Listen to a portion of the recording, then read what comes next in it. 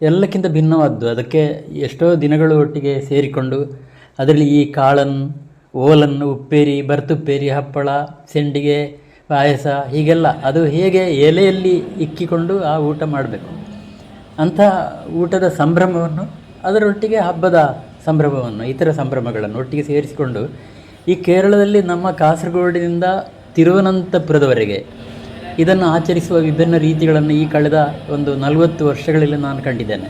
ಈ ಓಣಮಿಗೆ ಒಂದು ಸಂಬಂಧಪಟ್ಟ ಒಂದು ಪದ್ಯ ಇದೆ. ಈ ಪದ್ಯದಲ್ಲಿ ಏನು ಹೇಳ್ತಾರೆ ಅದನ್ನು ಕಿಳಿಪ್ಪಾಟು ರಾಮಾಯಣಂ ಇದೆಯಲ್ಲ, 14-15ನೇ ಶತಮಾನ, ಆ ರಾಮಾಯಣದ ಕೊನೆಯಲ್ಲಿ ಶ್ರೀರಾಮನ ಪಟ್ಟಾಭಿಷೇಕ ನಡೆದಾಗ ಶ್ರೀರಾಮನ ಆಳ್ವಿಕೆ ಹೇಗಿತ್ತು ಎನ್ನುವುದನ್ನು ಸೂಚಿಸಬೇಕಾಗಿ ಆ ಗೆರೆಗಳಿವೆ. ನನಗೆ ಬಹಳ ಆಶ್ಚರ್ಯ ಆಯಿತು. ಅಂದರೆ ಒಳ್ಳೆಯ ಅಂಶಗಳನ್ನು ಎಲ್ಲರೂ ಎಲ್ಲ ಕಾಲದಲ್ಲೂ ಮಾನಿಸ್ತಾರೆ ಎನ್ನುವುದಕ್ಕೆ ಈ ಪದ್ಯ ಕಾಣಿಸುವಂಥ ವಿಚಾರಗಳೇ ಸಾಕ್ಷಿ. ಓಣಮಿನ ಬಗ್ಗೆ ಇರುವಂಥ ಒಂದು ಪದ್ಯ, ಕೆಲವೇ ಗೆರೆಗಳು 10-14 ಸಾಲುಗಳೇನೋ ಇವೆ.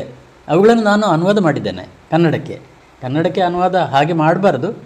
ಯಾಕೆಂದರೆ ಅದು ಮಲಯಾಳದಲ್ಲಿ ಹೇಗೆ ಹಾಡ್ತಾರೋ ಅದೇ ರೀತಿಯಲ್ಲಿ ನಾವು ಕನ್ನಡದಲ್ಲಿ ಹಾಡೋದಕ್ಕೆ ಪ್ರಯತ್ನಿಸಬೇಕು. ಅದು ನನ್ನಿಂದ ಹಾಡೋದಕ್ಕೆಲ್ಲ ಸಾಧ್ಯ ಆಗ್ತಾಯಿಲ್ಲ. ಆದರೂ ಆ ಪದ್ಯವನ್ನು ನಾನು ಪರಿಚಯ ಮಾಡಿಕೊಡ್ತೇನೆ.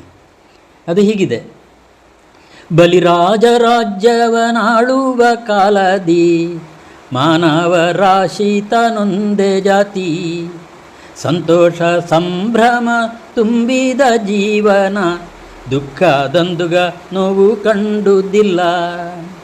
ಕದ್ದು ಹೋಯಿತೆಂಬ ಸೊಲ್ಲೆ ಕೇಳಿದ್ದಿಲ್ಲ, ಸುಳ್ಳು ವಂಚನೆಗಳ ಸುಳಿವೇ ಇಲ್ಲ. ಕಪಟದ ನೆರಳೆಲ್ಲೂ ಎಳ್ಳಿನಷ್ಟಿರಲಿಲ್ಲ, ಮಾತಿಗೆ ತಪ್ಪುವ ಮಾನಸರಿಲ್ಲ. ಅಳತೆಯ ತೂಕವ ವಂಚನೆ ಅಲ್ಲಿಲ್ಲ, ಸೇರು ಬಳ್ಳಗಳಲ್ಲಿ ಕಿಲುಬೆಂಬುದಿಲ್ಲ. ಎದುರಲ್ಲಿ ಹೊಗಳುತ್ತಾ ಹಿಂದೆ ನಿಂದಿಪರಿಲ್ಲ, ಕಣ್ಕಟ್ಟು ಆಟವ ಆಡಿದರಿಲ್ಲ. ಹಿಂದಿನ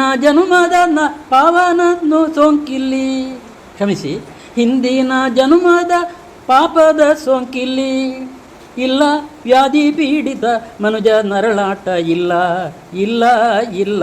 ಮಕ್ಕಳು ಮಡಿದಂಥ ಸುದ್ದಿಯ ಕೇಳಿಲ್ಲ, ಸುತ್ತೆಲ್ಲೂ ತುಂಬಿದ ಸಂಸಾರ ಎಲ್ಲ. ಈ ಕೆಲವು ಸಾಲುಗಳು, ನಾನು 1-2 ಸಾಲುಗಳು ನನಗೆ ತಿರುವನಂತಪುರಕ್ಕೆ ಹೋದಾಗ ಸಿಕ್ಕಿದ್ದು. ಅಂದರೆ ಈ ಎಲ್ಲ ಸಾಲುಗಳನ್ನು ಒಟ್ಟು ಸೇರಿಸಿಕೊಂಡು ಉಪಯೋಗಿಸೋದನ್ನು ನಾನು ಕೇಳಿಯೇ ಇಲ್ಲ. ಅಂತೂ ಹೆಚ್ಚೆಂದರೆ ಇಷ್ಟೇ ಈ ಸಾಲುಗಳು, ಇದಕ್ಕಿಂತ ಹೆಚ್ಚು ಎಲ್ಲಿಯೂ ನನಗೆ ಸಿಕ್ಕಿಲ್ಲ. ಅದನ್ನು ಹೀಗೆ ಅನುವಾದ ಮಾಡಿದ್ದೇನೆ. ಈ ಓಣಂ ಅಂತ ಹೇಳಿ ಎಲ್ಲ ಜಾತಿ ಜನಾಂಗದವರು, ಎಲ್ಲ ಇಡೀ ಕೇರಳದವರು ಇದನ್ನು ಆಚರಿಸುವಂಥ ರೀತಿ ಇದೆಯಲ್ಲ, ಬಹಳ ವಿಶೇಷ.